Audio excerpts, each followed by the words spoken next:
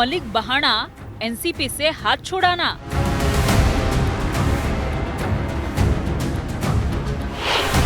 मुस्लिम मतांसाठी ध्रुवीकरणाची खेळी।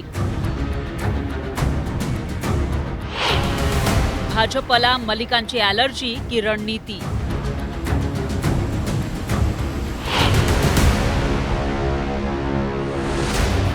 राज्यात महापालिका निवडणुकीची घोषणा झाल्यानंतर महायुतीमध्ये जागा वाटपाची चर्चा सुरू झाली आहे। मात्र मुंबई महापालिकेत महायुतीतील शिवसेना आणि भाजपनं अजित पवारांच्या राष्ट्रवादी काँग्रेससोबत चर्चाच केलेली नाही।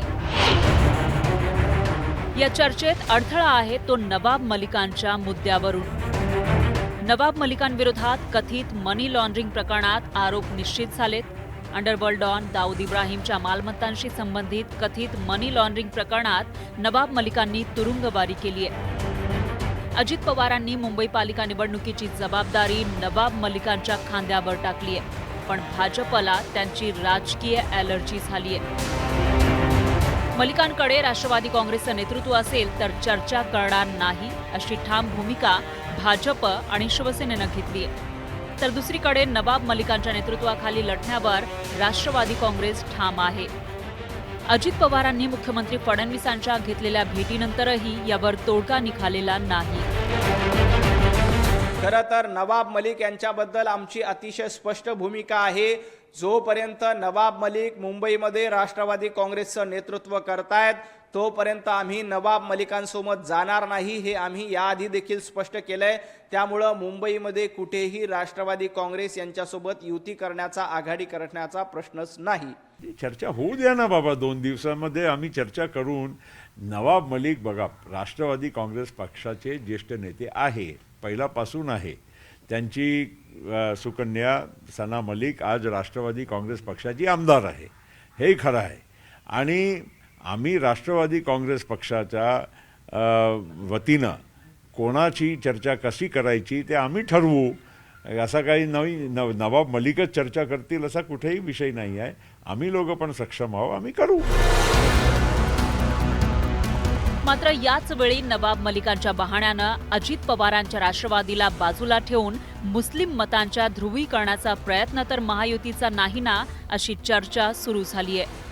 कारण मराठी आणि मुस्लिम मतदार उद्धव ठाकरेंच्या पाठीशी उभा राहिल्यास त्याचा फटका महायुतीला बसू शकतो।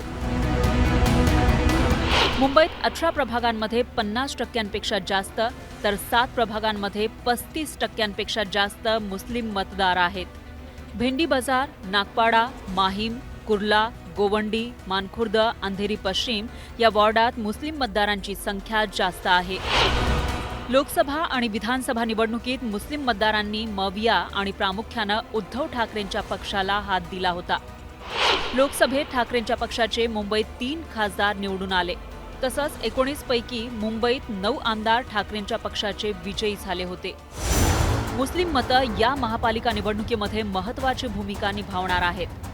महायुतीत असले तरी नेहमी सेक्युलर भूमिका घेणाऱ्या अजित पवारांच्या राष्ट्रवादीच्या माध्यमातून मुस्लिम मतांमध्ये वाटेकरी निर्माण करण्याचा तर महायुतीचा प्रयत्न नाही ना, अशी चर्चा सुरू झाली आहे। विरोधकांनी नेमक्या याच मुद्द्यावर बोट ठेवत महायुतीवर निशाणा साधलाय।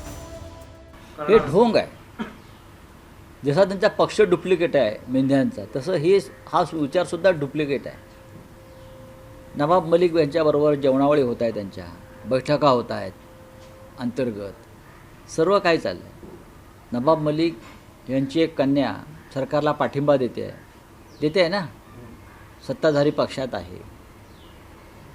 आणि तुम्ही ही ढोंगसोंग कशा करताय, हे थांबायला पाहिजे। नवाब मलिक हा विषय त्यांचा अंतर्गत आहे, अजित पवारांचा किंवा, पण ही कृपा करून राष्ट्रभक्तीची ढोंग करू नका। निवडणूक आली की अजित पवारचा आमदार, अजित पवारचा नेता नवाब मलिक, त्याचा संबंध अंडरवर्ल्डशी, त्याचा संबंध दाऊद इब्राहिमशी पहिले तुम्हाला कळलं नाही होतं का? आणि तुमच्यामध्ये इतकी हिंमत नाही आहे का की अजित पवाराला हे सांगायचं की अजित पवार तुम्ही नवाब मलिकला सोडा, नाहीतर आम्ही तुम्हाला महाराष्ट्राच्या सत्तेतून बाहेर काढतो। तुमच्यामध्ये हिंमत नाही आहे।